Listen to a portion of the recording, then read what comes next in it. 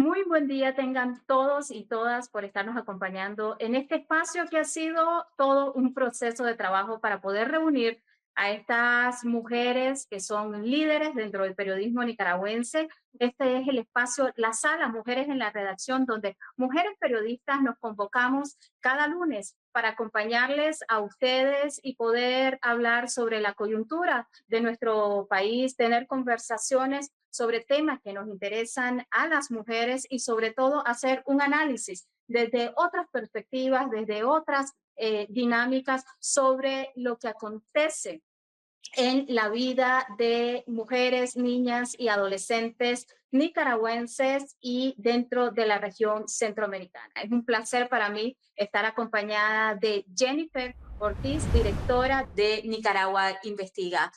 Hola Jennifer, ¿cómo estás? Muchísimas gracias, Abigail. Bien y muy agradecida de poder participar en este espacio y contenta también de compartir con otras colegas que, por supuesto, yo admiro y respeto muchísimo. Saludos a la audiencia que nos está viendo también. Aquí va a haber, Jennifer, de todas las opiniones, de todas las voces. Tenemos mujeres superpoderosas, no por nada. Carga esa fama, ¿no? Dentro del periodismo nicaragüense, Marjorie Guevara, directora de La Lupa. ¿Cómo estás, Mar? Finalmente. ¿Qué tal? ¿Cómo están a las dos? También agradecida con el espacio, contenta. La verdad que da gusto que se creen este tipo de espacios y de paso poderles verles la cara a pesar de la distancia.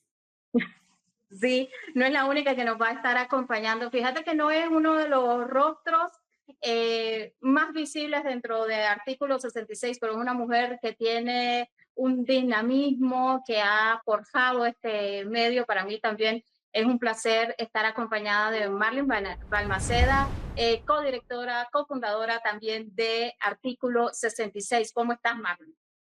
Muy bien, Abigail, muy bien de ver a Jennifer, de verte a vos, de ver a Marjorie y de compartir este espacio con cada una de ustedes y de precisamente generar un debate desde la óptica de nosotras, de las mujeres, que lamentablemente en Nicaragua es un espacio que prácticamente lo tenemos minimizado, ¿no? Por lo general las voces que siempre escuchamos son las de los hombres, entonces este va a ser un espacio muy rico para conocer las opiniones de cada una de mis colegas y también saber esos temas que le interesan a la ciudadanía e intentar dar nuestro punto de vista sobre cada uno de estos temas. Recientemente hemos pasado 2 episodios algo convulsos. Creo que el 14 de junio de 2025 de este año, hace una semana tan solo, semana y media por ahí, eh, se anunció el fallecimiento de la expresidenta Violeta Barrios de Chamorro, un personaje polémico en nuestro país, un personaje interesante también para todo el continente americano y latinoamericano. Fue la primera mujer presidenta en LATAM específicamente, pero fue una mujer que creo que dentro de la política ahora tiene un término, ¿no? El bullying político. Fue una mujer que hizo muchísimo en Nicaragua, pero siempre una de las críticas para desvalorizar su trabajo en la política, su presencia es que era una ama de casa, ¿no? Eh, ha representado para ustedes esto, el fallecimiento de doña Violeta Barrios de Chamorro? ¿Cómo ven lo que ha representado para el país? Hay distintas opiniones desde todos los sesgos, pero ¿cómo analizan ustedes este personaje? Cuando doña Violeta gobernó Nicaragua, yo era un bebé, era un bebé, pero eso no implica que no conozcamos la historia de nuestro país. No sé, en este proceso de paz, de transición y algo importante para mí, de que Nicaragua haya podido tener elecciones democráticas. Eso es importante y eso es algo que siempre se le tiene que reconocer. una persona que tuvo una capacidad de diálogo increíble para poder gobernar un país con una polarización extrema y un país también donde encontraba el otro lado del Frente Sandinista, donde le estaban haciendo prácticamente una guerra durante los años que ella estuvo al frente del poder. Entonces, pese a las críticas que se le haga, es algo que no se le puede quitar y siempre se le tendrá que recordar bajo esta dinámica. Sobre todo la paz porque Nicaragua estaba hundida en una guerra civil, las madres, los padres, los familiares estaban llorando a los miles de jóvenes que tuvieron que pertenecer de forma obligatoria al servicio militar y ella, bajo precisamente ese modelo de campaña, esa promesa de paz, logró llevar esa paz que Nicaragua tanto necesitaba después de décadas bajo un régimen de guerra, un régimen bélico enfrentándose nicaragüenses contra nicaragüenses. Marlene, pero ¿qué edad tenías vos? Que hablas que eras una bebé, esa confianza que... Tenía 2 años, 2 añitos, nací en el 2 años 88, tenía. para que lo sepan, era un bebé, no tenía conocimiento todavía de nada. Yo tenía 10 años cuando el triunfo de Doña Violeta, recuerdo, o con honestidad lo voy a decir, fueron los años más duros que pasamos en cuanto a escasez económica, en cuanto a falta de alimentos. Yo como esa niña en esa época es lo que recuerdo. Sin embargo, obviamente que no vamos a dejar de ver todo lo que ha mencionado Marlene, que ha significado y que necesitaba Nicaragua en ese momento. Pero bueno, también como todos los gobernantes que hemos tenido con sus claros oscuros, no podemos olvidar a un Antonio Lacayo detrás, no podemos olvidar también en temas de derechos humanos, no podemos olvidar también en temas económicos, que para el país también fue difícil, pero también, claro, no podemos olvidar que estábamos en un momento de transición, como ya lo dijiste, Marlene, y ese momento de transición pues era un resurgir de Nicaragua, podemos decir. Y a pesar de, siempre vamos a reconocer que en esa época nosotras podíamos hablar y decir y elevar la voz y criticar y cuestionar y nadie tenía que irse al exilio y nadie tenía que ser asesinado ni nadie tenía que ser encarcelado. Entonces sí, yo creo que si bien a mí me cuesta, para mí hay que reconocer los claros oscuros de cada gobernante, excepto Ortega no tiene ninguna cuestión positiva, pero doña Violeta pues ha sido ese símbolo de paz y yo ese sí lo agradezco y creo que ahora lo reconocemos más. Bueno, yo creería que eso que decían de doña Violeta con el ánimo de desvalorizar su trabajo o desacreditar su gestión como presidenta del país, de que era una ama de casa, más bien le da un mérito más grande a lo que hizo, ¿no? Porque ciertamente ella siempre reconoció que nunca se vio haciendo carrera política y si aceptó postularse como candidata de la unidad fue precisamente porque entendió que su rostro, lo que ella representaba en ese momento, podría convocar a una cantidad de gente tan importante como para derrocar a la primera dictadura sandinista, que fue lo que de hecho se logró. Y si bien Marjorie lo ha dicho, yo lo comparto, también todo presidente tiene cosas que cuestionársele y raras veces ustedes van a ver a un político que no tenga detractores, que no tenga algo que se le pueda criticar o que se le pueda cuestionar.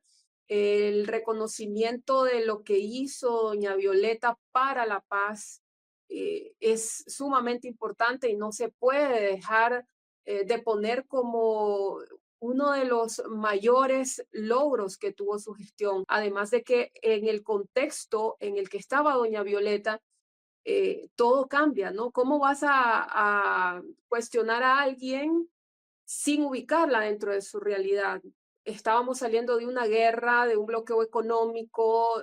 Daniel Ortega en la primera dictadura dejó a Nicaragua totalmente quebrada, una inflación de 33.000% que doña Violeta entregó en un 11%. Entonces yo creo que eso es importante, reconocer que doña Violeta sacó al país de uno de sus procesos más difíciles y que estábamos en un proceso de transición. En 5 años, en 6 años no se iba a lograr levantar a Nicaragua por completo cuando llevábamos 11 años de destrucción y de una situación que era realmente calamitosa, porque no hay otra forma de decirlo. Seguramente sus padres les habrán contado de los racionamientos y de todo eso. Que una mujer valiente, porque esa división de la familia, de la que estamos hablando y que todas estamos padeciendo actualmente, ella la enfrentaba en el núcleo de su familia, o sea, también tener familias divididas, los que estaban con Ortega, los que estaban con ella, enfrentarse al Frente Sandinista, que también se esperaba que iba a ser el que iba a ganar y que dio la sorpresa en febrero. Entonces también es que demuestra esa valentía, una mujer que vio morir a su marido, que lo asesinaron, al mártir de las libertades públicas, a Pedro Joaquín Chamorro, y eso no lo hace cualquiera. O sea, ¿de dónde saca esa agallas, ¿no? En medio de todo lo que estás padeciendo, al país al que te estás enfrentando, ¿cómo haces para ponerte como la representante de liderar una coalición e intentar ganar por unas elecciones democráticas el poder? Y eso es algo que no se dice mucho, doña Violeta, pero la valentía para mí es clara, es un rostro de valentía.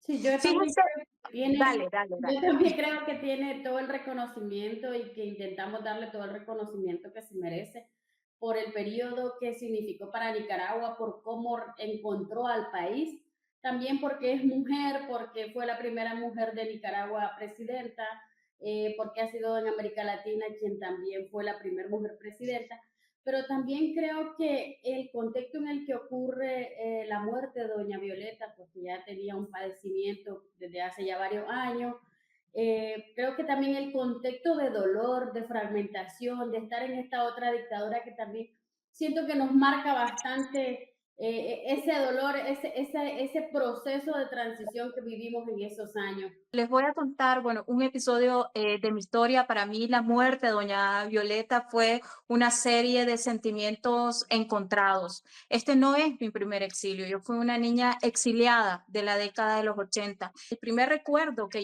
se me vino a la cabeza de doña Violeta cuando se anunció, ¿no? Por redes sociales de que había fallecido, fueron las lágrimas de mi madre cuando se anunció el irreversible triunfo y arrasador triunfo de Violeta Barrios de Chamorro. Nosotras estábamos refugiadas en Honduras, fuimos una de las tantas familias que además, bueno, sintió que tenía que salir del país para proteger al único hijo varón de mi familia del servicio militar, y además de ser una familia de comerciantes que se oponían a una serie de situaciones, abusos y violencias económicas que Nicaragua enfrentó y la ciudadanía enfrentó durante el gobierno militar del FSLN. Yo le agradezco a esta mujer que le dio un gran regalo a mi mamá y a mi abuela, les permitió volverse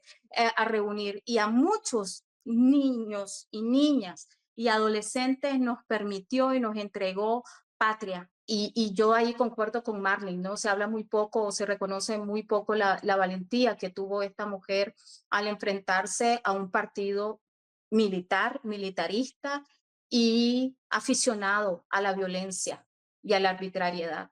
En lo particular, ¿qué cosas puedo decir que nos hizo falta? Yo hubiese querido más, por ejemplo, en lo particular, este proceso de amnistía que hubo, ¿no? Ese donde no se juzgaron crímenes de guerra, pero creo que Violeta Barrios de Chamorro, doña Violeta, hizo lo que pudo con lo que tuvo.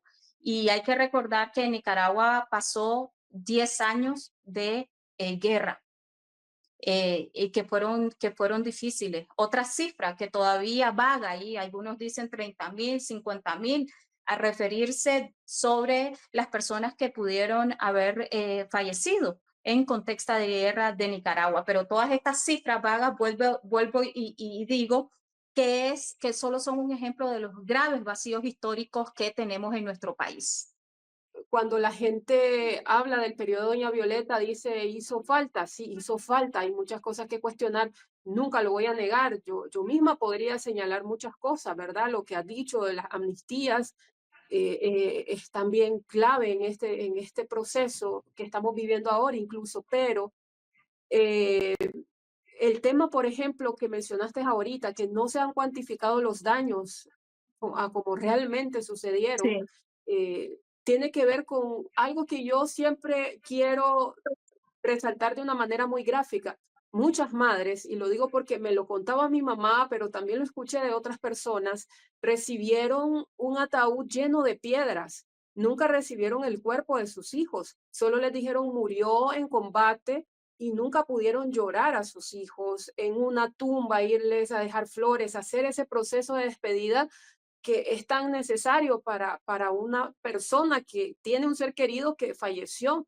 Y yo creo que eso representa muchísimo, como te decía, de manera gráfica, lo que representó Doña Violeta en los años 90, ¿no? El final de esas escenas, que las familias no siguieran recibiendo a sus seres queridos convertidos en piedra, porque era lo que realmente sucedía. Solamente con eso ya hay un gran aporte al país, que no sigan habiendo pérdidas humanas, y destacar también eso, que doña Violeta hizo ese gobierno y todo ese proceso de transición hacia la paz, que se logró, quizás no de manera óptima, pero se logró, lo hizo en medio de yo no diría un partido militar, yo diría un partido terrorista. Ellos ponían coche bombas, secuestraban embajadas, secuestraban funcionarios, quemaban edificios, quemaban buses, hacían paros de transporte, hacían paros del sector salud, del sector educación, y lo hacían de manera violenta, porque está bien protestar, protestar es un derecho, pero lo hacían de manera violenta y con costos humanos. Y yo creo que eso para cualquier persona que, como decíamos al principio, ellos decían, era una ama de casa y decidió tomar ese reto, decidió enfrentarse a los hermanos Ortega, que la anécdota todos la conocemos, la amenazaron, hasta la quisieron golpear frente a al cuerpo diplomático, y ese día ella lloró y trató de renunciar, pero al final entendió que tenía que terminar el proceso de transición para poder irse. Y el hecho que se haya ido también una vez que terminó su gobierno y no haya querido insistir en meterse en la política es muestra de que lo que ella quería era aportar en ese proceso donde se le consideró necesaria, pero no quería hacer vida política ni vivir de la política. Y también creo que la muerte de doña Violeta ha llevado a que resuene el Nicaragua volverá a ser república, que fue la promesa que le hicieron sus hijos, Carlos Fernando Chamorro y Cristiana Chamorro, que también están desde el exilio, desnacionalizados. Entonces, al ver las imágenes de los funerales y escuchar una y otra vez el Nicaragua volverá a ser república, yo también me lo cuestionaba mucho, o sea, ¿cuándo volverá a ser república, no? ¿Cuánto tiempo tenemos que esperar para que volvamos a instaurar esta frase en el territorio nacional y decir, sí, Nicaragua volvió a ser república y las cenizas de doña Violeta sí pudieron volver a Nicaragua? Que eso es un proceso que yo no lo veo cercano, pero que también hizo que remover ese pasado y que cada uno de los nicaragüenses, de las nicaragüenses, valoraran e hicieran énfasis en todo lo que significó ese proceso, lo valoraran un poco más y vieran, dimensionaran lo que ha hecho Daniel Ortega y Rosario Murillo en estos últimos años con Nicaragua, destruirla completamente. Estas últimas 2 semanas para el exilio en Costa Rica han sido complejas. Primero, el fallecimiento de doña Violeta Barrios de Chamorro y recién el asesinato, el terrible asesinato en contra de Roberto Sancam, pero también se convirtió en los últimos años, muchachas, a partir del 2018, en una voz fuerte de denuncia sobre las violaciones a derechos humanos y crímenes. Y yo aquí quiero enfatizar esto, no solo de, obviamente, de la dictadura, pero fue muy firme y señaló muchas de las faltas que se cometían dentro del ejército. Creo que fue la voz que más denunció al ejército nicaragüense. ¿Cómo ven esta situación ustedes? A mí me preocupa mucho, sobre todo por todos mis colegas, todos los defensores de derechos humanos, todo el grueso de nicaragüenses que están exiliados en Costa Rica, porque el asesinato de Sam Cam te hace ver todavía más cómo esa leve línea, ¿no?, de la frontera terrestre entre Nicaragua y Costa Rica, lo amenaza todavía más su integridad física.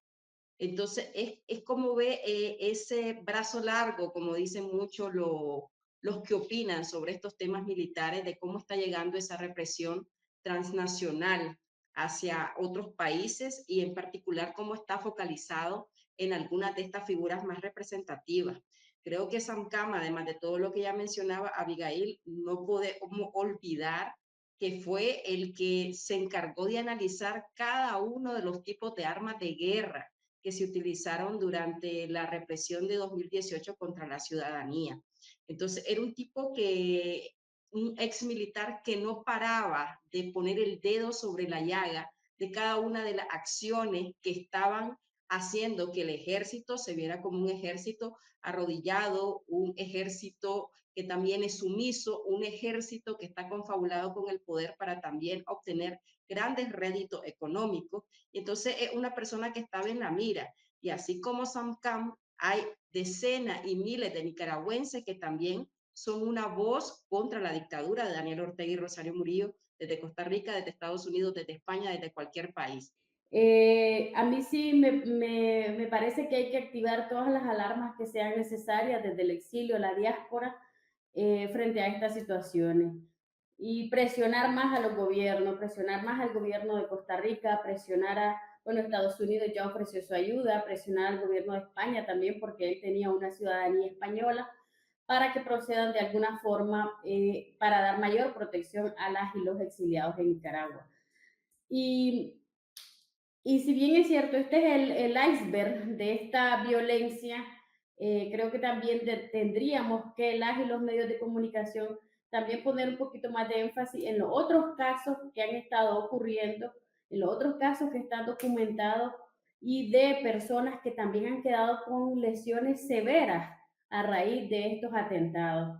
No digo que debamos pasar de este hecho, claro que hay que exigir justicia, que hay que denunciar, que hay que informar a la ciudadanía sobre todos los avances en las investigaciones, pero también tenemos que retomar los otros casos, porque no es un único caso, son varios casos y hay que darle visibilidad en su medida. El caso de Nadia Robleto, por ejemplo, que ella está parapléjica y que está actualmente haciendo una campaña de GoFundMe para conseguir una silla eléctrica y poder movilizarse. Y quizá es muy atrevido de mi parte decirlo, porque yo he escuchado y les preguntaría aquí a vos, Abigail, y a vos, Jennifer, cuál es la situación en Costa Rica, porque yo tengo muchas compañeras que están allá también y que hablan del riesgo de la violencia y del temor que tienen del sicariato que está activado y que por una nada que le pagues pueden mandar a cometer un asesinato.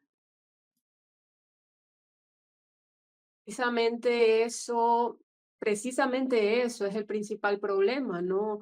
El contexto que está viviendo Costa Rica en estos momentos está fuertemente penetrado por el narcotráfico y por el crimen organizado, y el sicariato es una modalidad de crimen desafortunadamente muy común. Entonces, el mismo Sam Kam lo advertía de que la dictadura tiene gente para hacer labores de espionaje y vigilancia, ubicarte, hacer un mapeo de los opositores a los que ellos consideran una amenaza, y luego no son ellos mismos los que ejecutan estas acciones, sino que contratan a estos sicarios costarricenses para hacer ese trabajo sucio y de esa manera lavarse las manos, ¿no? Como pasa con el caso de Joao Maldonado, que si vemos las investigaciones, hay 3 nicaragüenses involucrados que hacen esta tarea de vigilancia, de atraer a la persona a un punto, y en ese punto hay sicarios ya costarricenses que los atacan.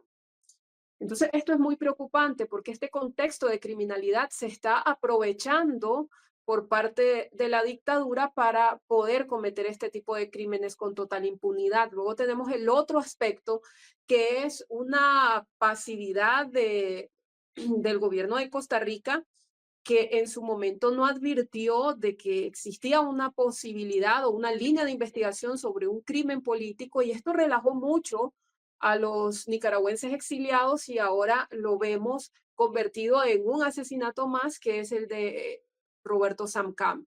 Y por último, yo solo quisiera agregar que esto nos debe de convocar a todos para, en medio de lo difícil que es, porque Costa Rica es un país muy pequeño y es imposible que no te encontres en algún lugar a una persona que te conoce, que te identifica, o que si alguien te está haciendo labores de vigilancia te pueda ubicar con facilidad, porque es un país extremadamente pequeño. Pero en medio de eso, no subestimemos a la dictadura. Está preocupado por el trabajo que se hace, eh, crítico a su gestión, y te quieren desaparecer y van a pagar cualquier precio por desaparecerte, porque no es cualquier cosa lo que han hecho. Y aquí vamos a esta contraverdad, ¿no? Y el discurso que se maneja desde los medios oficialistas sobre este tipo de hechos. En algún momento dentro de Nicaragua y aquí también en Costa Rica se lanzó una cortina de humo sobre el caso de Joao Maldonado, haciendo una referencia, ¿no?, sobre conexiones con el narcotráfico. Ya apareció en algunos portales también pro gobierno señalando lo mismo sobre el caso de Roberto Sancam. Creo que obviamente es parte de la estrategia de cortina de humo para confundir, para controlar el discurso, para establecer un discurso que limpie al régimen para poder, según ellos, justificar. Pero aún esta acción a mí también me parece perversa, porque no hay nada que justifique, desde mi punto de vista, el asesinato de una persona de la manera en que fue asesinado Roberto Sancam.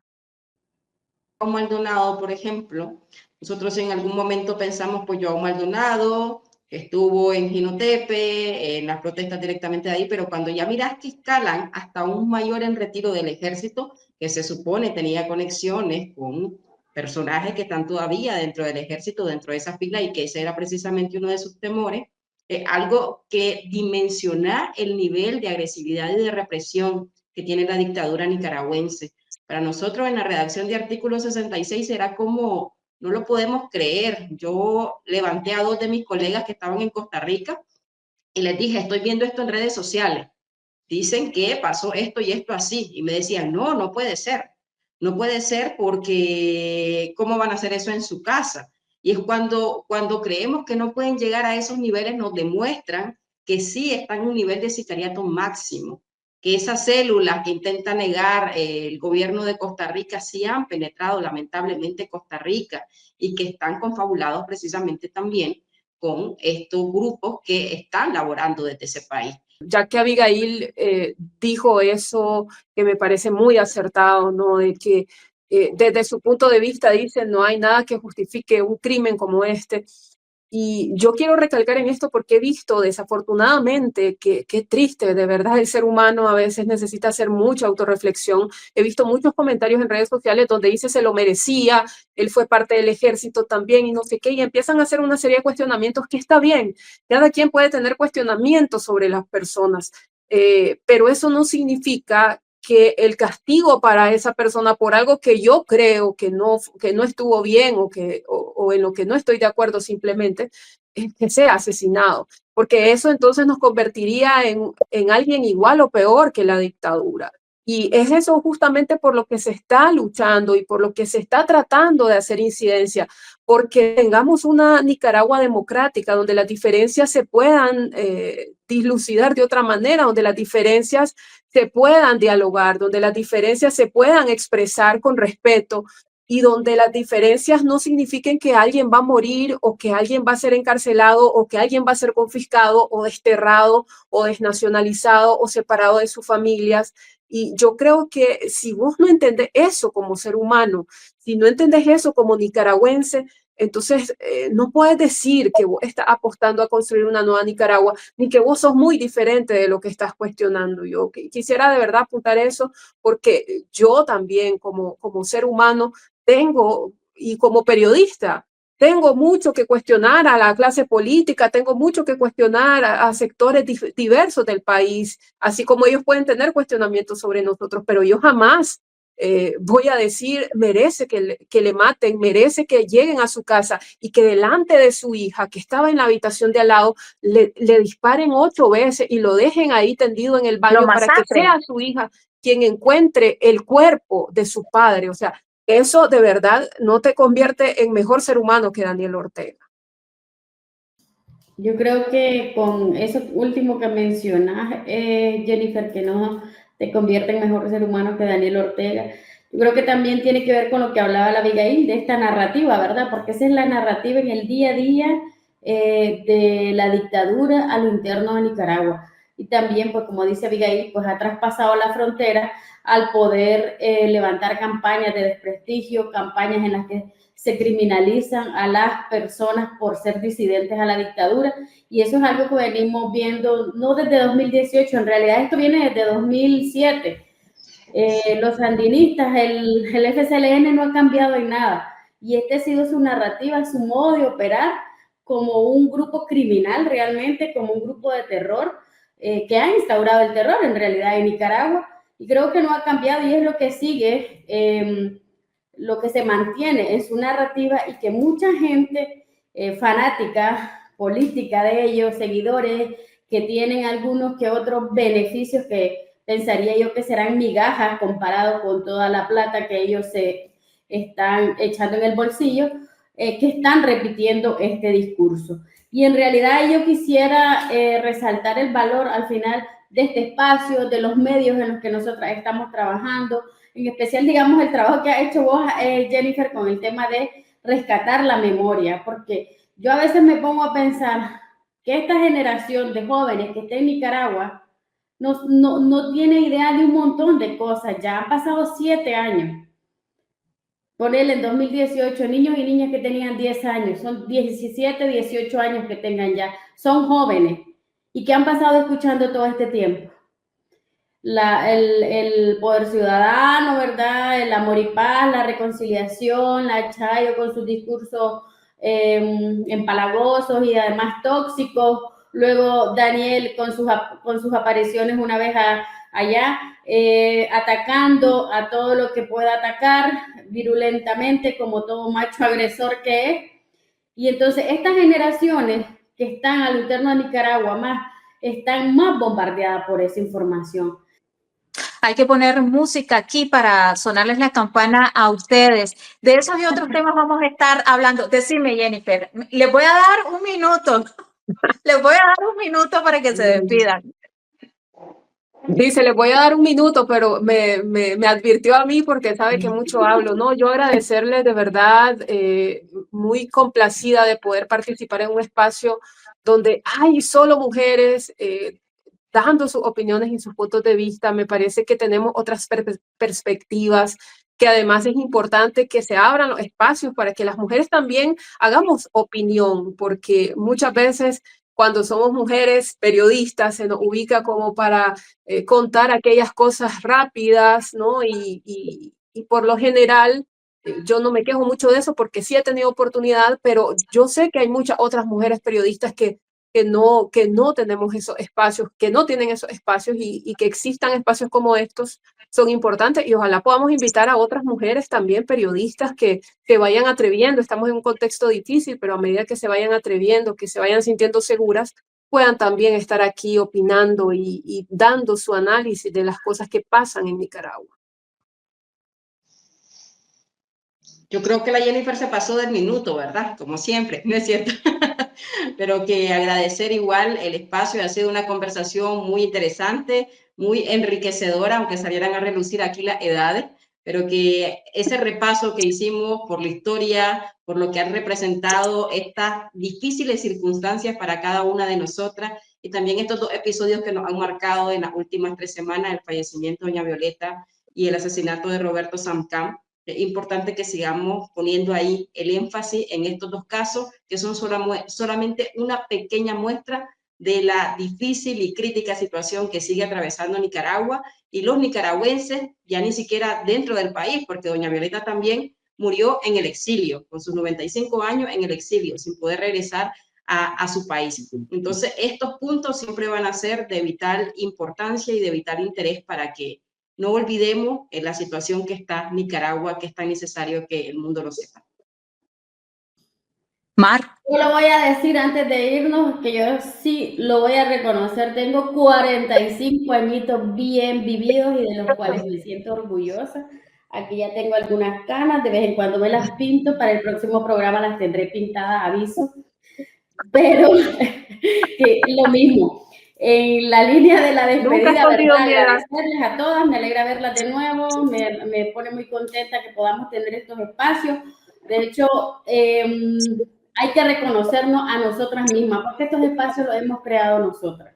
Nosotras hemos creado los medios donde estamos, nosotras hemos luchado porque se sostengan, nosotras nos hemos matado siendo directora, limpiadora, community manager, periodista, editora, todo lo que se pueda inventar y se pueda hacer o se tenga que hacer más en el contexto actual de falta de financiamiento. Así que yo creo que lo que tenemos que reconocernos, ese trabajo que hemos hecho y esos espacios que hemos creado nosotras a falta de ese mismo espacio en otros lugares, en otros medios donde, como dice la Jennifer, llegábamos y nos mandaban a hacer el obituario o la notita social para publicarla ya en aquella página que salía una vez a la semana. Y ahora pues nosotros tenemos la oportunidad de estar haciendo otro tipo de periodismo y otro tipo de cobertura. Bueno, todo un trabajo que describió la Marjorie, que nos han dado estas canas, porque yo aquí muestro mi chorro de humo a los 43 años, pero es por genética. Ay. Invitados e invitadas siempre para este nuevo espacio que vamos a estar acompañados con Jennifer, con Marlene, con Marjorie, y esta sala está sin puerta, como decimos en Nicaragua, es una sala en Pampa para que todos y todas ustedes nos acompañen en este esfuerzo que hacemos como mujeres periodistas.